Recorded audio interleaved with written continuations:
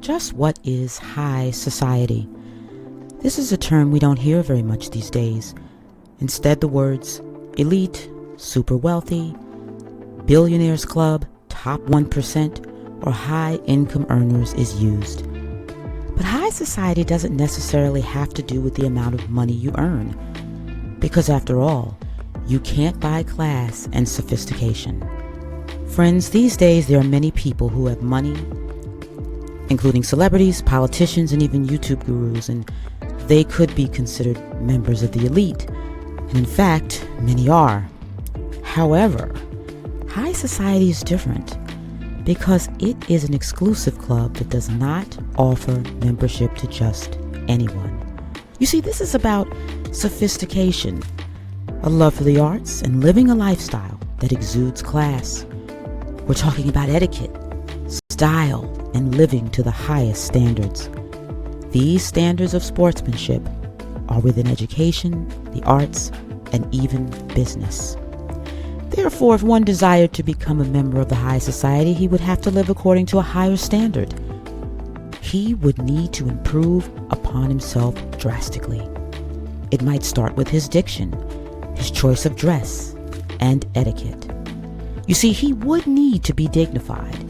Therefore, one would need to hold himself in high esteem by speaking proper English and wearing his clothes pressed and his shoes shined. He would also need to play an instrument or engage in another kind of artistic talent, such as dance or perhaps theater. This is about how esteem must be embodied through one's persona.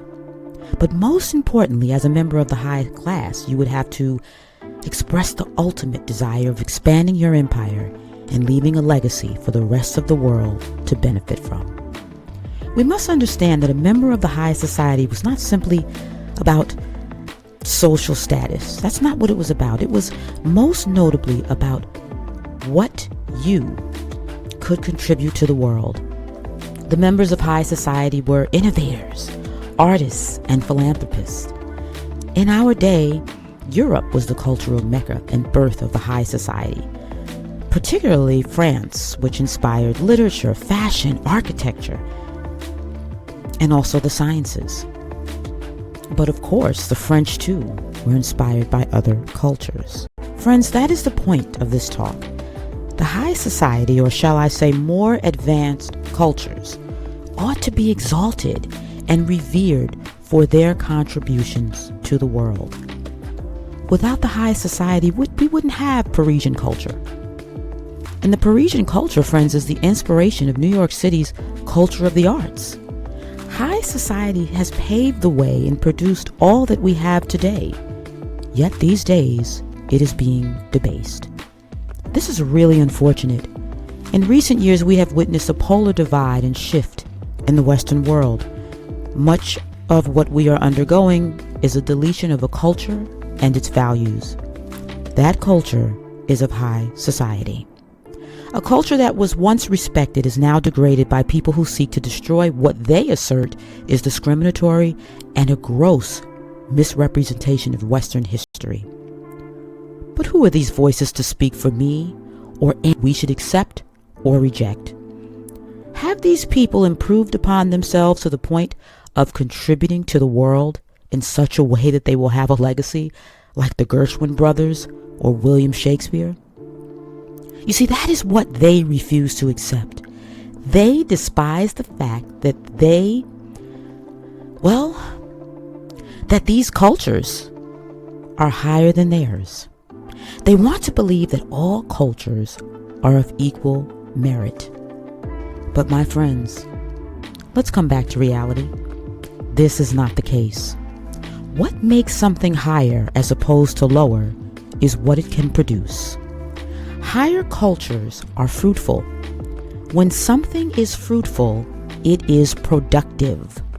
What I'm really talking about is prosperity. And this is growth and expansion in all areas of life. That is what true wealth is. So these people, they fester with contempt, trying to conceal their hatred and jealousy.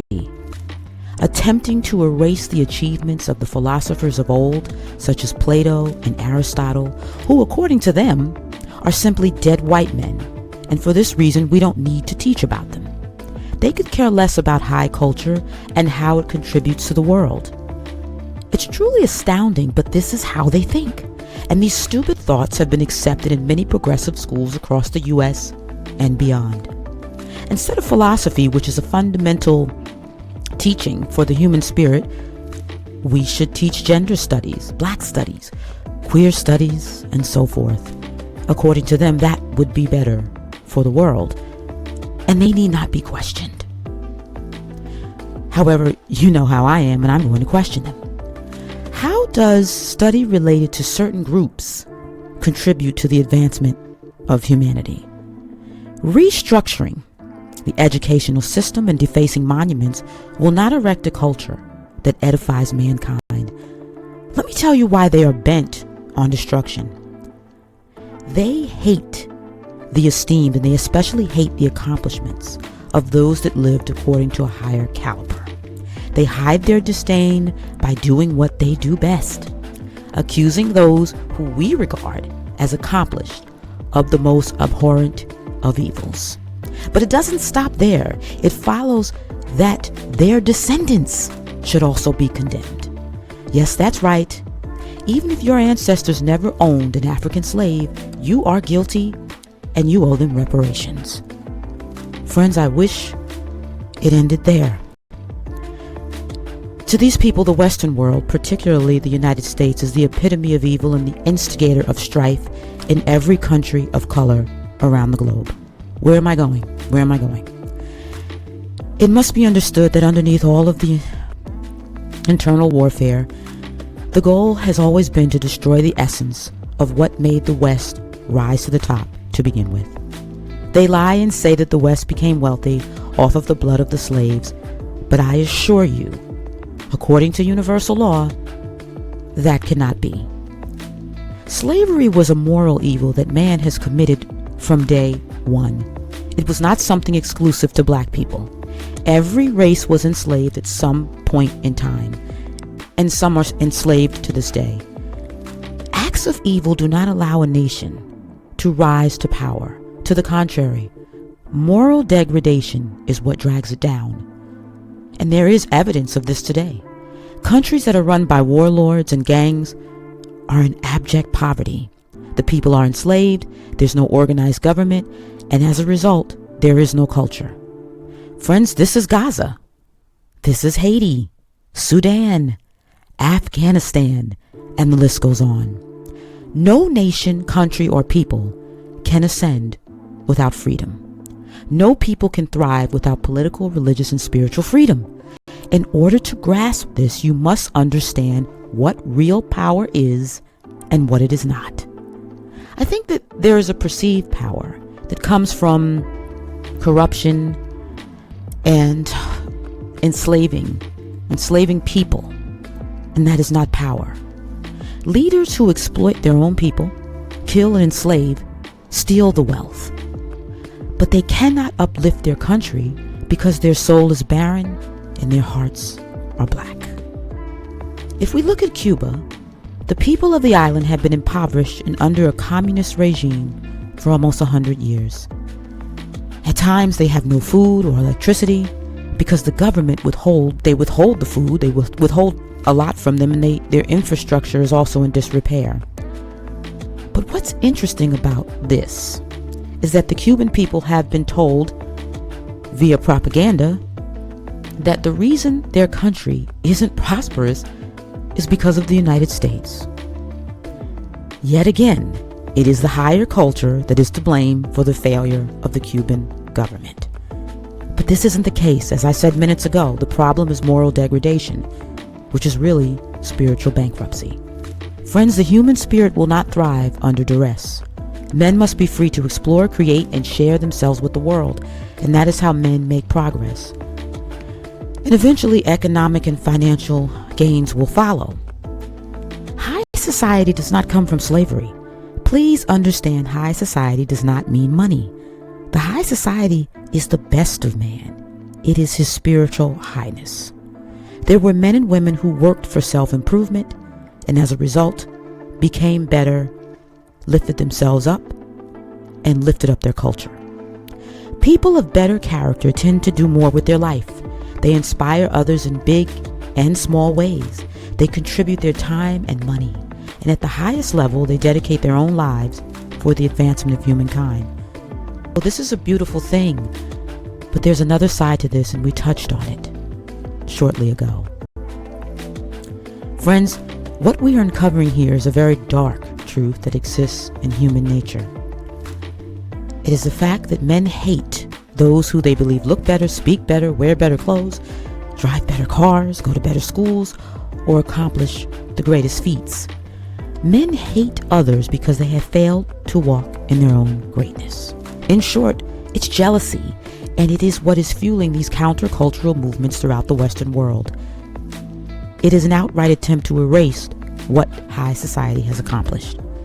There is no regard for old world art, music, literature, and philosophy because all of it is deemed white. And these days, white is synonymous with evil. That is why they want to teach in schools concepts, or I guess you could call it a concept, the 1619 Project. And friends, they don't do it overtly. They throw out the social sciences and humanities curricula of all the Western classics. The great authors, philosophers, and artists, they say, no longer represent the changing complexion of the country. That's their excuse. It is now time, they say, that the West honors the achievements of people of color, LGBTQ, and the gender fluid. But I say this, what does being non-binary or trans have to do with cultural advancement? Oh my goodness, these poor souls have no idea what life is really about.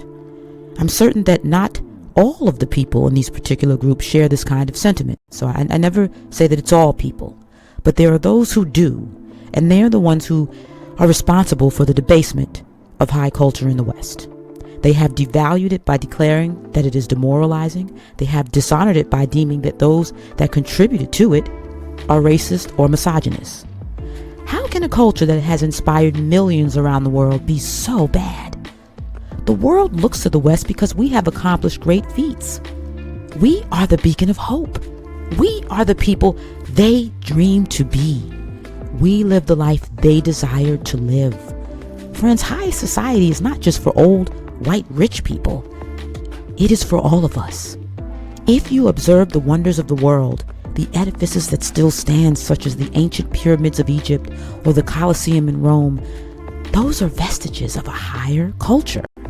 When those structures were erected thousands of years ago, those civilizations were at their apex. We must revere that. We must admire what man can do through God. I do believe that the reason some of these structures still stand is to show all of us the heights that mankind can soar to. Friends, man, although he is a troubled soul, at war with his desires and struggling to find his own inner peace, is also at his best, noble, honorable, and possessing love and wisdom that allows for greatness. That is why we must pay homage to those who rose to those heights. We must aspire to go beyond them for the sake of our descendants and the world. The subjects that I discuss here are not for small-minded people. It's time for all of us to start thinking about what we can contribute to not only our family, but our country and the world. If you are intrigued by this content and you want to hear more, please like, subscribe, or follow. The time is now.